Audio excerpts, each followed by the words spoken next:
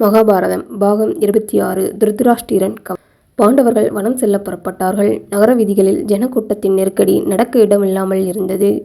மாளிகைகளிலும் தேவாலயங்களின் கோபுரங்கள் மேலும் மரங்கள் மேலும் ஜனங்கள் ஏறி உட்கார்ந்து பார்த்திருந்தார்கள். ஸ்திரீகள் உப்பரிகைகளிலும் பலகணிகள் வழியாகவும் பார்த்து கொண்டிருந்தனர். குடையுடனும் வாத்தியத்துடனும் பவனி செல்ல வேண்டிய தர்மபுத்திரன் மர உரியும் தோளும் உடுத்துக்கொண்டு கால்நடையாக வனம் சென்றதை பார்த்து நகரத்து ஜனங்கள் எல்லோரும் ஆ ஆ சீச்சி என்று சொல்லி கண்ணீர் சொரிந்தார்கள். திருதராஷ்டிரன் விதுரனுக்கு சொல்லி அனுப்பினான். விதுரா, பாண்டு புத்திரர்களும் தளபதியும் எப்படி செல்கின்றனர்? கண்ணால் பார்த்து தெரிந்து கொள்ள இயலாதவனுக்கு நீ சொல்ல வேண்டும் என்று கேட்டான். குந்தி புத்திரனான யுதிஷ்டிரன் துணியால் முகத்தை மூடிக்கொண்டு போகிறான். பீமன் தன் கைகள் இரண்டையும் பார்த்து கொண்டு போகிறான். அர்ஜுனன் மணலை எடுத்து தூவிக்கொண்டு போகிறான். நகுல சகாதேவர்கள் உடலெல்லாம் புழுதி பூசிக்கொண்டு தளபதியும் விரித்த கூந்தலினால் முகம் முழுவதும் மூடாக கண்ணீர் சொரிந்து கொண்டு தர்மபுத்திரன் பெண் செல்கிறாள். புரோதர் தௌமியர் யமனை பற்றிய சாமகீதங்களை ஸ்வரத்துடன் பாடிக்கொண்டு கூட செல்கிறார் என்றான் விதுரன். இதை கேட்ட திருதராஷ்டிரனுக்கு முன்னை விட அதிகமான பயமும் கவலையும் உண்டாயின. நகரத்தில் உள்ள ஜனங்கள் என்ன சொல்கிறார்கள் என்று மறுபடியும் கேட்டான். மகாராஜாவே, எல்லா வர்ணத்தாரும் நம்மை இகழ்ந்து சொல்லும் சொற்களை சொல்கிறேன் கேளும். நம்முடைய நாயகர்கள் ஊரை விட்டு போகின்றனரே. கௌரவ வம்சத்து பெரியோர்கள் எல்லாம் அறிவுடையாத பாலர்களை போல் நடந்து கொண்டார்களே. சீச்சி, இதுவென்ன திராசை?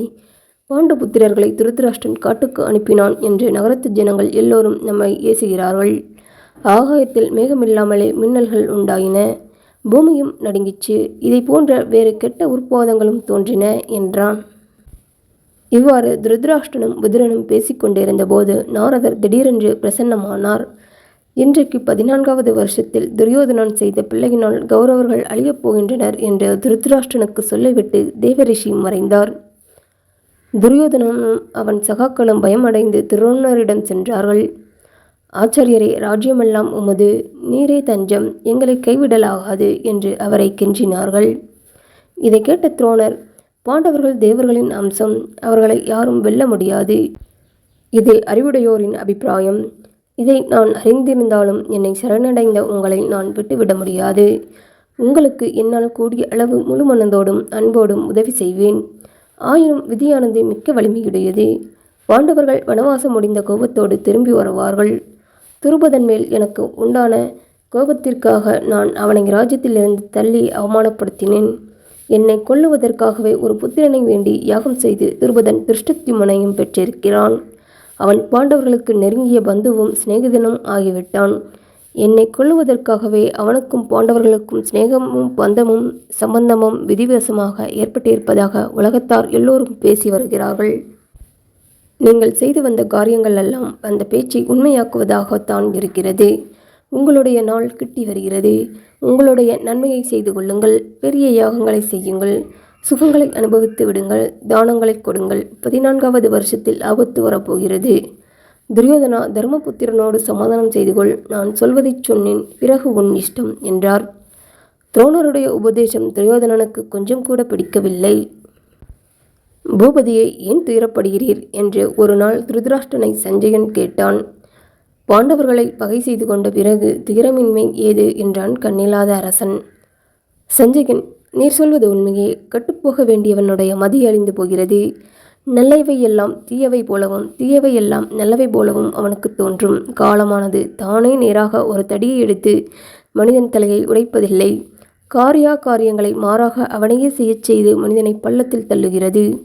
உம்முடைய பிள்ளைகள் பாஞ்சாலியை அவமானப்படுத்தினார்கள். தங்கள் நாசத்தை தாங்களே தேடிக்கொண்டார்கள் என்றான்.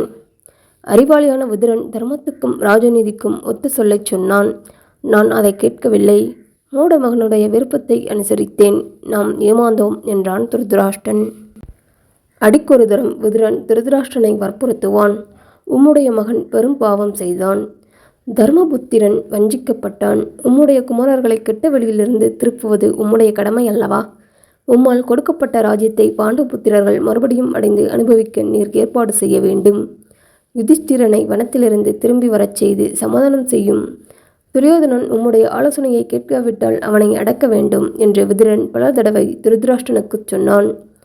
முதலில் இவ்வாறு சொல்லும்போது திருதராஷ்டிரன் சும்மா கேட்டுக்கொண்டிருந்தான். விதுரனுடைய அறிவு மேலானது என்று திருதராஷ்டிரனுக்கு அவனிடத்தில் பூரண மதிப்பு. ஆனால் வர வர பொறுமையை இழந்தான். ஒரு நாள், விதுரனே, நீ எப்போதும் பாண்டவர்களை பற்றி சாதகமாகவும் என் மக்களை பற்றி விரோதமாகவுமே பேசுகிறாய். நீ எனக்கு சத்துருவென்றே தோன்றுகிறது. எங்கள் நன்மையை நீ விரும்பவில்லை. துரியோதனன் என் தேகத்திலிருந்தும் உண்டானவன். அவனை எவ்வாறு விட்டுவிட முடியும்? நியாயமில்லாமலும் இயற்கைக்கு விரோதமாகவும் யோசனை சொல்வதில் என்ன பயன்? இனி நான் உன்னை நம்ப முடியாது. நீ எனக்கு இனிமேல் வேண்டியதில்லை. உனக்கு இஷ்டமானால் பாண்டவர்கள் இருக்குமிடம் நீயும் போகலாம் என்று கோபமாக சொல்லிவிட்டு விதுரனுடைய மறுமொழிக்கு கூட காத்திருக்காமல் திருதராஷ்டிரன் அந்தப்புறம் போய்விட்டான். இவ்வாறு சொல்லப்பட்ட விதுரன் இனி இந்த குலம் நாசமை என்று தீர்மானித்து கொண்டு வேகமான குதிரைகள் பூட்டிய ரதத்தில் ஏறி பாண்டவர்கள் இருந்த வனத்திற்கு சென்றான். விதுரன் நகரத்தை விட்டு போனதும் திருதராஷ்டிரன் மறுபடியும் கவலையடைந்தான். என்ன செய்வேன்? பாண்டவர்களுடைய பலத்தை இன்னும் அதிகரித்து விடும்படியான வழியை தேடினேனே. விதுரனை துரத்தியது பெருந்தவறு என்று நினைத்து சஞ்சயனை கூப்பிட்டு, சஞ்சயனே, நான் என் பிரிய சகோதரன் விதுரனை தகாத சொல் சொல்லிவிட்டேன். அவன் கோபம் கொண்டு வனம் சென்றான். நீ உடனே போய் விதுரனை எப்படியாவது சமாதானம் சொல்லி அழைத்து வா என்றான். சஞ்சயன் விரைவாக சென்று வனத்தில் பாண்டவர்கள் இருந்த ஆசிரமத்தை அடைந்தான். பாண்டவர்கள் மான்தோல் உடித்து ரிஷிகளுடன் இருந்ததை பார்த்தான். அந்த இடம் விதுரன் இருப்பதையும் கண்டான். தான் செய்த குற்றத்திற்கு திருதராஷ்டிரன் பச்சாதாபப்படுவதை தெரிவித்தான். நீர் திரும்பாமற் போனால் திருதராஷ்டிரன் உயிர் நீப்பான். சீக்கிரம் பாண்டவர்களிடம் விடைபெற்று கொண்டு அரசன் சபையை சேருவீராக என்று வணக்கமாக சஞ்சயன் சொன்னான். இந்த செய்தியை கேட்டதும் விதுரன் யுதிஷ்டிரனிடம் விடைபெற்று கொண்டு புறப்பட்டு ஹஸ்தினாபுரம் திரும்பி அடைந்தான். திருதராஷ்டிரன் விதுரனை கட்டித் தழுவிக்கொண்டு, குற்றமற்றவனே, என்னால் அவசரத்தில் சொல்லப்பட்ட பேச்சை நீ பொறுத்தருள வேண்டும் என்று அழுகு குரலில் சொன்னான். அதன் பிறகு ஒரு நாள் மைத்ரிய ரிஷி திருதராஷ்டிரன் சபைக்கு வந்தார். அரசன் ரிஷியை வணங்கி வரவேற்றான். பகவானே, வீரர்களும் எனக்கு பிரியமான மக்களுமான பாண்டவர்களை குருஜாங்குலத்தில் கண்டீரே. அவர்கள் சுகமா வனத்திலேயே இருக்க விரும்புகிறார்களா? நம்முடைய குலத்தில் சிநேகம் குறைவில்லாமல் இருக்குமா? ஆசீர்வதிக்க வேண்டும் என்று திருதராஷ்டிரன் முனிவரை கேட்டான். மைத்ரேயர், காம்யாவனத்தில் தற்செயலாக தர்மபுத்திரனை பார்த்தேன். வனத்திலுள்ள ரிஷிகளும் அவரை பார்க்க வந்திருந்தார்கள். அப்போது ஹஸ்தினாபுரத்தில் நடந்த நிகழ்ச்சிகளை எல்லாம் சொல்ல கேட்டேன். அதனால்தான் நான் இவ்விடம் வந்தேன். நீரும் பீஷ்மரும் உயிருடன் இருக்கும்போது இவ்வாறு நடந்தது யோக்கியமற்று என்று கூறினார். பிறகு மைத்ரேயர் சபையிலிருந்த துரியோதனனை பார்த்து, ராஜகுமாரனை, உனக்கு நன்மையைச் சொல்லுகிறேன். பாண்டவர்களை மோசம் செய்ய பார்க்க வேண்டாம். அவர்கள் சூரர்கள், கிருஷ்ணனுக்கும் துருபதனனுக்கும் பந்துக்கள். அவர்களை விரோதம் செய்து கொள்ள வேண்டாம், சமாதானம் செய்து கொள் என்றார். இவ்வாறு ரிஷி சொன்னபோது பிடிவாதக்காரனும் மூடனுமான துரியோதனன் தன் தொடையை கையால் தட்டி புன்னகை புரிந்து பூமியை காலால் கீறி கொண்டு ஒன்றும் சொல்லாமல் வேறு பக்கம் முகத்தை திருப்பிக் கொண்டு நின்றான். மைத்ரேயர் கோபம் கொண்டு துரியோதனனை பார்த்து, இந்த கர்வத்தின் பயங்கரமான பலனை நீ நிச்சயமாக அடைவாய். பீமனுடைய கதையால் உன் தொடை பிளக்கப்பட்டு யுத்தத்தில் மாழ்வாய் என்றான். திருதராஷ்டிரன் துள்ளி எழுந்து ரிஷியின் காலில் வந்து விழுந்தான். சபிக்காதீர் பகவானே என்றான். மைத்ரேயர், அரசனே, உன் புத்திரன் சமாதானம் அடைந்தால் என் சாபத்தின் பயன் உண்டாகாது, எல்லா வீடில் உண்டாகும் என்று சொல்லி எழுந்து சபை நின்று வெளியேறினார்.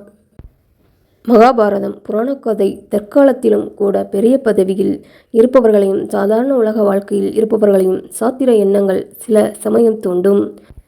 அப்போது இந்த அத்தியாயத்தை படித்தால் அறிவு உண்டாகும். பெரும் பிழையினின்றி தப்பலாம்.